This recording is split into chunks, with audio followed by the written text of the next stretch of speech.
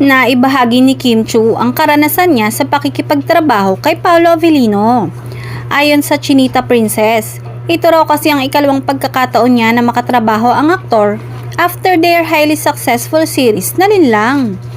Ayon sa panayam ni MJ Felipe, malaking challenge raw para sa kanya ang makawork ang magaling na aktor sa dalawang magkasunod na proyekto na maituturing niyang parehong extreme.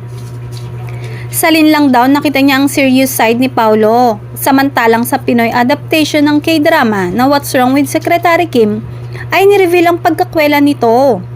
Kumbaga, basang-basa na raw niya ang bagong ka-love team. Iba't iba rin daw ito sa mga nakatrabaho niya dahil sa maikling panahon ay nagkapalagayan na agad sila ng loob. Siguro kasi magkasunod yung project namin. Both are extreme heavy, extreme light, parang magkaiba. Parang makikilala mo talaga yung tao pag nakasama mo siya sa isang project.